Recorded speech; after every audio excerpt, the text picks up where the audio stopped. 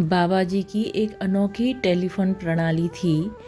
वो बिना टेलीफोन उपकरण के भी भक्तों के घर जब तब टेलीफोन किया करते थे।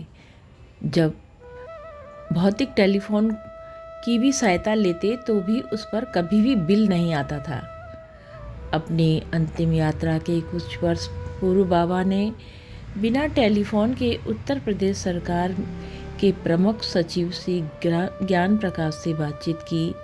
श्री ज्ञान प्रकाश लखनऊ में थे, बाबा कैंची में। कैंची की घाटी में तब टेलीफोन की सुविधा नहीं थी और बाबा भी कैंची से बाहर नहीं गए थे। एक दिन वन विभाग के director general Shri RC Soni सपरिवार बाबा की कुटिया में बैठे थे और ज्ञान प्रकाश जी के संबंध में बातें हो रही थीं। उधर लखनऊ में भी ज्ञान प्रकाश के निवास में टेलीफोन की घंटी बजने लगी। बाबा ने जो भी आदेश उन्हें देना था मनी मन दे दिया और अलौकिक टेलीफोन को बंद कर दिया। ज्ञान प्रकाश जी उनसे और कुछ पूछना चाहते थे, लेकिन टेलीफोन बंद हो जाने के कारण कुछ नहीं पूछ पाए। उन्हें यह भी पता नहीं चला कि टेलीफोन कहाँ से आया था। कुछ दिनों बाद जब सोनी साहब ज्ञान प्रकाश जी से मिले तो उन्होंने उनसे बाबा के टेलीफोन की चर्चा की।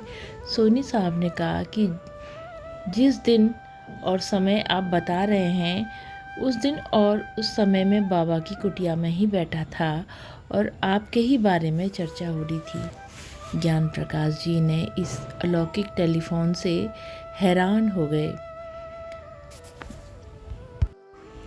715 रूपा मिस्त्री स्ट्रीट लुधियाना के रहने वाले श्री हीरालाल खन्ना के अनुसार एक बार बाबा अपने कुछ भक्तों के साथ उनके मौसेरे भाई ज्ञानचंद कपूर के यहाँ पधारे।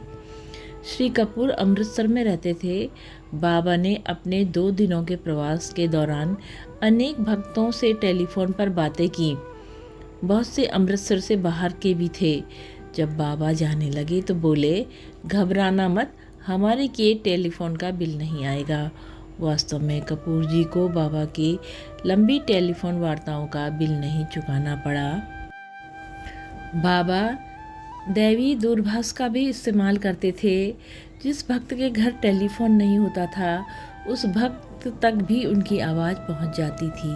बाबा जब भी वृंदावन जाते, अलीगढ़ में रह रहे उनके भक्त होत्रदत्त शर्मा के कान में बाबा की आवाज़ गूंजने लगती और भागकर वृंदावन जाते तो बाबा वहाँ उन्हें उपस्थित मिलते। इसके अलावा बाबा अपनी प्रेरणा शक्ति से भी काम लिया करते थे। जय हो नीम करोड़ी बाबा की सदा जय हो, माँ सिद्धि की सदा जय हो। बाबा सदा अपने भक्तों का कल्याण करना प्रभु, कल्याण करना प्रभु। जय हो बाबा, जय हो, सदा ही जय हो।